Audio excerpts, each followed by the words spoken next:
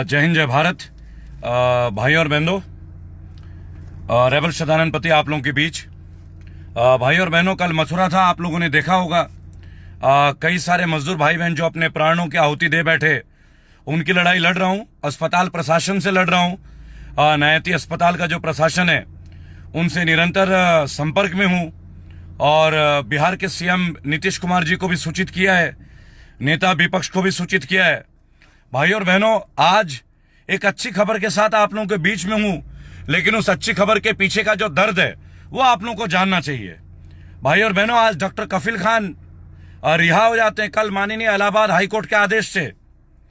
और एक 8 महीने की जो प्रताड़ना वो सहते हैं, बगैर जुर्म की जो सजा वो भुगतते हैं, और उनका परिवार जो भुगत रहा है और अब तक भुगत रहा है, और जो शारीरिक यातनाएं जो उन्होंने जूझा है, अब हमें इसका जवाब चाहिए होगा। लाखों लोगों की, करोड़ों लोगों की दुआएं, लाखों लोग इनके साथ, डॉक्टर कफील खान के साथ निरंतर तौर पे एक एक पल, एक एक सेकंड अपने जीवन में दुआ करते रहे कि इस व्यक्ति की जान बचनी चाहिए। क्योंकि डॉक्टर साहब ने गोरखपुर में भी आपने देखा होगा, चमकी बुखार के दौरान कितने सारे बच्चों को इन्होंने बचाया था। लेकिन आज इस देश की हालत ऐसी है कि जो भी व्यक्ति अच्छा कर्म करता है वो सजा का हकदार बन जाता है। भाइयों और बहनों, पिछले 3 महीने में 19 बार मुझे थाने में डिटेन किया गया है। 3 महीने में 19 बार। और मुझे आज तक ये कारण का जवाब नहीं मिला कि मुझे क्यों डिटेन किया जा रहा है। चाहे वो दिल्ली हो, चाहे उत्तर प्रदेश हो, चाहे लखनऊ हो। लेकिन चलिए, कोई बात नहीं, ये हमारी किस्मत में है, लेकिन हम अपनी आवाज उठाते रहेंगे। एक बात है, एक प्रश्न जो आज डॉक्टर कफील खान के लिए मैं कहना चाहता हूं कि आज माननीय इलाहाबाद कोर्ट ने कल जब यह आदेश दिया कि उनके ऊपर जो आरोप है वो निराधार हैं, एनएसए का। आप एक बात देखिए, डॉक्टर कफील खान निकलते साथ अपने वक्तव्य में कहते हैं कि मैं धन्यवाद देता हूं यूपी एसटीएफ को, जिन्होंने मुझे मुंबई से यूपी लाने वक्त तक इनकाउंटर नहीं किया। कितना बड़ा एक डर है लोगों के बीच में, कितना खौफ है लोगों के बीच में कि अगर आज कोई पुलिस किसी को पकड़ ले तो उसका इनकाउंटर हो जाएगा। भाइयों और बहनों, आप एक बात सोचें, अपने लिए, अपने देश के लिए, अपने मुल्क के लिए अगर हम कोई बात करते हैं तो वो देशद्रोही हो जाता है। सीए, सिटीजन अमेंडमेंट एक्ट और एनआरसी के ऊपर उन्होंने अपने वक्तव्य रखा तो उन्हें जेल पहुंचा दिया गया, और तो और बहुत जल्दी उन्हें आतंकवादी घोषित कर देते। क्या आपको नहीं लगता है कि वक्त आ गया कि योगी आदित्यनाथ जी की जो सरकार है, अब उसे बर्खास्त कर दिया जाए?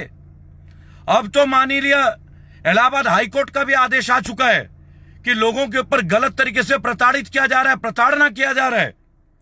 भाइयों और बहनों, जिसके साथ ये बीतता है, सबसे ज्यादा दर्द उसके परिवार से जाके पूछिए।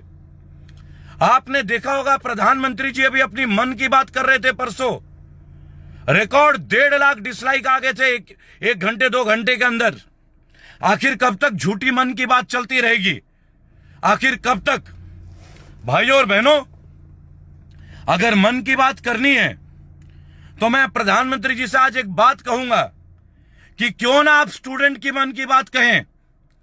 आज जो छात्र भुगत रहे हैं नीट के पेपर के लिए, पीएमटी के पेपर के लिए, क्यों ना आप इनसे आके मिलें। आप मन की बात रेडियो में क्यों करते हैं? आइए ना छात्रों के बीच। आप मजदूरों की बात करें, आइए मजदूरों के बीच में। भाइयों और बहनों, कल मैं मथुरा था। 3 दिन पहले जो भीषण हादसा हुआ जिसमें 15 लोगों की मौत हो गई, एक ही परिवार के 4 लोग आईसीयू में। कल मैं अस्पताल प्रबंधन के साथ आप लोगों को संबोधित कर रहा था। आप लोगों ने मेरा संबोधन देखा है। 6 लाख रुपए का बिल कर दिया जाता है। भाइयों और बहनों, आप मुझे बताइए, 8,000 कमाने वाला मजदूर कहां से 6-6 लाख का बिल देगा? क्या प्रधानमंत्री जी करेंगे ये बात? आज बेरोजगारी के ऊपर कोई बात नहीं हो रही है। आज जो युवा हैं उनके पास नौकरी नहीं है, इसके ऊपर कोई बात नहीं हो रही है। आज ये क्राइम बढ़ रहा है। कैसे क्राइम बढ़ रहा है? क्यों क्राइम बढ़ रहा है? इसके पीछे यह है कि आज पढ़े लिखे लोग भी क्राइम कर रहे हैं, क्योंकि उनके पास जॉब नहीं है, नौकरी नहीं है। भाइयों और बहनों, एमबीए की डिग्री लेके 8-8 हजार की तनख्वाह में काम करने को मजबूर है, वहां भी उनको तनख्वाह नहीं कर मिल रही है। भाइयों और बहनों, आज उत्तर प्रदेश की सरकार की पूरी पोल खुल गई जब कल माननीय इलाहाबाद हाईकोर्ट ने एक आदेश दिया कि डॉक्टर कफील खान को रिहा किया जाए। एक सभ्य व्यक्ति को, एक डॉक्टर को इन्होंने क्रिमिनल्स की तरह ट्रीट किया। 5 दिन तक इन्हें भूखा प्यासा रखा गया। आप उनके वक्तव्य सुन सकते हैं। मेरे जैसे तमाम लाखों करोड़ों रेबल आज कहीं ना कहीं जुडिशरी पे यकीन रखते हैं। ये माननीय न्यायालय की जीत है, किसी एक व्यक्ति की कोई जीत नहीं है। डॉक्टर काफिल खान के लिए करोड़ों लोगों की दुआएं और आशीर्वाद है। हर धर्म के संप्रदाय के लोगों ने उनके लिए प्रार्थना की है। अब अखिल गोगोई के लिए, अब उन तमाम एक्टिविस्टों के लिए, उन लोगों के लिए जिन किसानों के ऊपर मुकदमा दर्ज किया है इसी उत्तर प्रदेश सरकार ने, लॉकडाउन में ना जाने कितने लोगों के ऊपर मुकदमे दर्ज किए हैं। अब इंसाफ की लड़ाई उनके लिए। भाई और बहनों, मैं निरंतर सड़क में चल रहा हूं। आपको बताना चाहूंगा, सितंबर में नॉर्दर्न रेलवेज का एक बहुत बड़ा आयोजन हो रहा है जो कि रेलवेज के प्राइवेटाइजेशन के खिलाफ है। मैं उसमें अगवानी कर रहा हूं। मैं नॉर्दर्न रेलवे यूनियन के साथ हूं। आप मुझे प्रयागराज में देखेंगे, चाहे जेल हो जाए, आजीवन कारावास हो जाए, आप मुझे प्रत्यक्ष देखेंगे। भाइयों और बहनों, नहीं होने देंगे निजीकरण, नहीं होने देंगे। आज आप देखिए, सबको निकाला जा रहा है नौकरी से। इन्होंने कहा था नौकरी देंगे। भाइयों और बहनों, हमारे देश के माननीय पूजनीय प्रधानमंत्री कभी किसी संगठन से नहीं मिलते। आज बीजेपी के बड़े बड़े नेता हमसे मिलते नहीं है। आज सब बागी बनने के लिए मजबूर हैं। ये मजबूरी क्यों आई है भाइयों और बहनों, आप सोचें। केवल इसलिए कि आज डॉक्टर कफील खान जैसे लोगों को जेल में डाला जा रहा है। आपके भाई रेबल सदानंद को 19 बार डिटेन किया गया 3 महीने के अंदर। मेरे गाड़ी के नंबर फ्लैश कर दिए जाते हैं, मेरी गाड़ी को रोक दी जाती है। भाइयों और बहनों, मेरी साधारण सी गाड़ी है ताकि ये मेरा यात्रा रोक सके। लेकिन आपका बेटा, आपका भाई रेगल सदानंद पति ना रुका है, ना रुकेगा, ना थमा है, ना थमेगा। मैं निरंतर आवाज उठाऊंगा। भाइयों और बहनों, कल मैं आप लोगों के बीच लाइव होऊंगा देश के एक बहुत बड़े मुद्दे को लेके, बहुत बड़े मुद्दे को लेके, सरकारी नौकरियों की, सरकारी भर्तियों की, उन एग्जाम्स के बारे में जिन बच्चों की एग्जाम हो गए लेकिन उनका आज तक रिजल्ट नहीं निकला। कल सुबह 9 बजे मैं आप लोगों के बीच लाइव आऊंगा। भाइयों और बहनों, कृपया बड़ी से बड़ी संख्या में मेरे साथ लाइव रहेंगे। अपने कमेंट, अपनी जो फ्रस्ट्रेशन हो लिखेंगे। आज हम सब की आवाज एक विद्रोह के तौर पे पूरे देश में और पूरे विश्व में चल रहा है।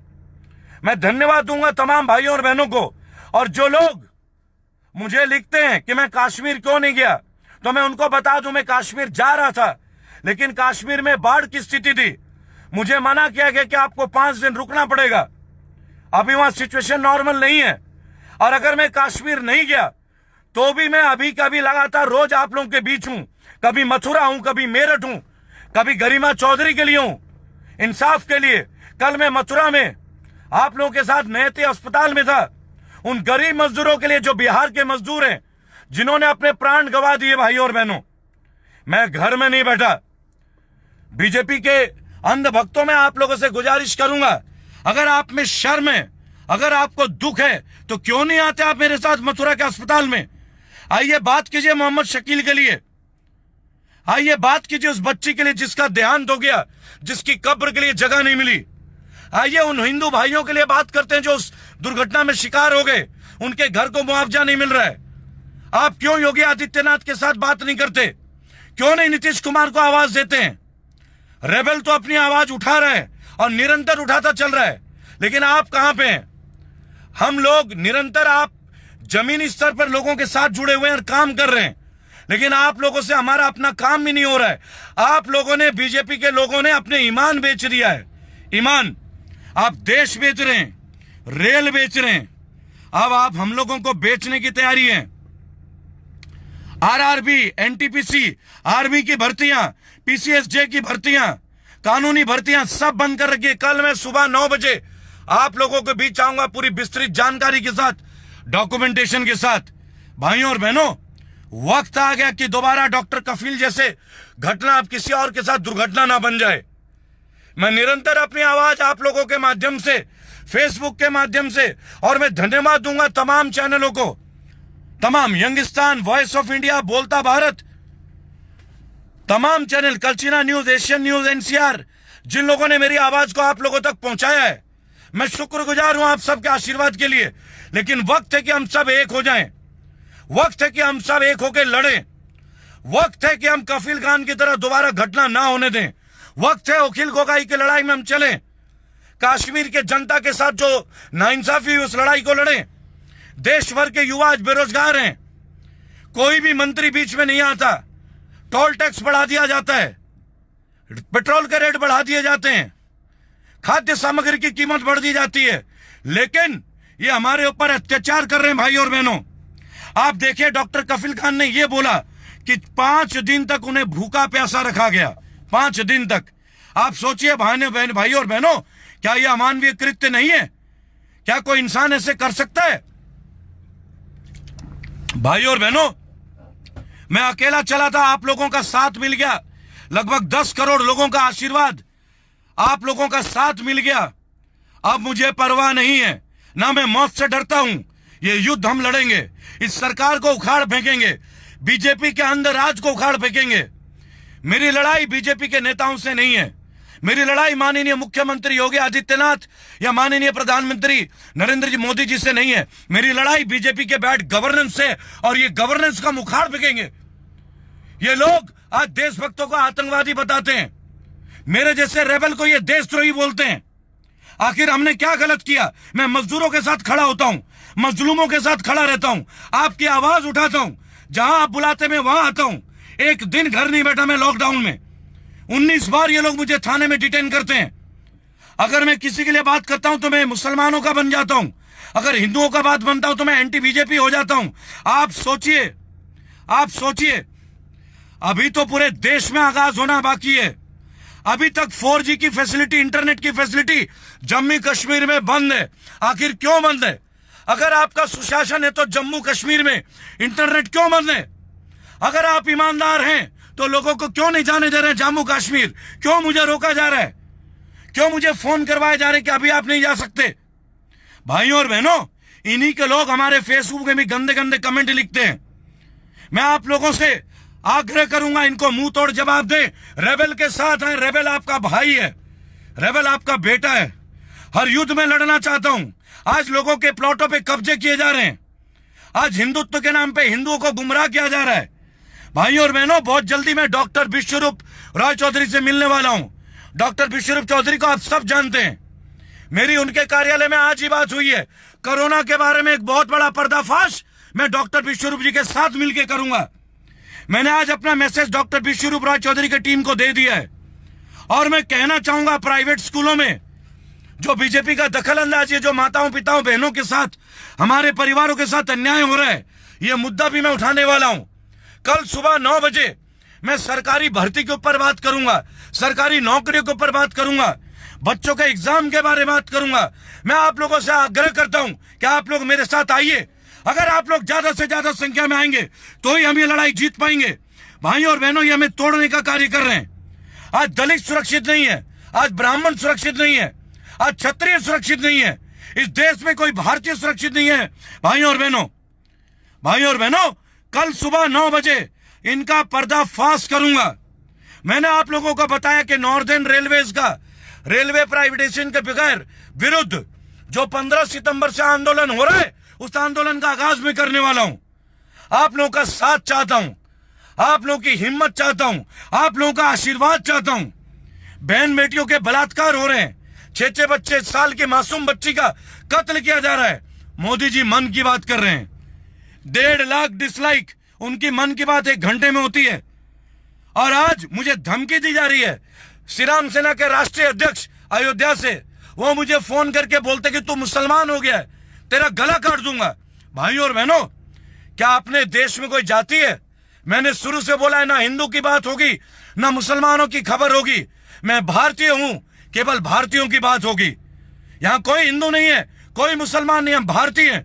ये हिंदुस्तान नहीं है, ये भारत है। और प्रधानमंत्री मोदी जी की जो कार्यकाल है, आज देश सड़क पे है, आज जीडीपी उतरी हुई है, आज 12वीं पास शिक्षा मंत्री बन जाता है, आज इकोनॉमिक्स का पढ़ा हुआ एक महिला, उन्हें डिफेंस मिनिस्टर बना दिया जाता है। घोर अंधकार चल रहा है। ये वक्त है, एकजुट हो जाइए, एकजुट है, लड़ते हैं। इस देश की एक बहुत विडंबना, हमने प्रणब मुखर्जी जैसे एक महान नेता खो दिया। अगर वो जीवित होते तो शायद हमारी लड़ाई में हमारी साथ देते। मैंने तमाम पार्टियों से बोला है, अपनी अपनी महत्वाकांक्षा छोड़ के इस देश को बचाओ। ये देश हिंदू मुसलमान के नाम पे नहीं बटेगा, अब नहीं बटेगा। ये देश हम बचा के रहेंगे, ये देश हम खिलखिला के रहेंगे, इसे दोबारा सोने की चिड़िया बना के रहेंगे, इसे क्राइम मुक्त बना के रहेंगे, इसे कमल मुक्त बना के रहेंगे। भाई और बहनों, अखिल गोगोई को रिहा करके दम लेंगे, उसका हैशटैग चला रहे हैं। भाई और बहनों, कल सुबह 9 बजे आप सब लोग एक साथ मेरे फेसबुक पेज के लाइव में आइए। मेरा व्हाट्सएप नंबर 8800092747 8800092747। आप लोग सब आइए, मेरे साथ आइए भाई और बहनों। उखाड़ फेंकेंगे इस मोदी सरकार को, इस घमंडी सरकार को, इस पापी सरकार को, इस अत्याचारी सरकार को। कितनी बार मुझे जेल भेजेंगे ये लोग, कितनी बार? 1000 बार जेल जाएंगे, जेल खोल लो। करोड़ों रेबल जेल भरने के लिए तैयार हैं। जय हिंद, जय भारत।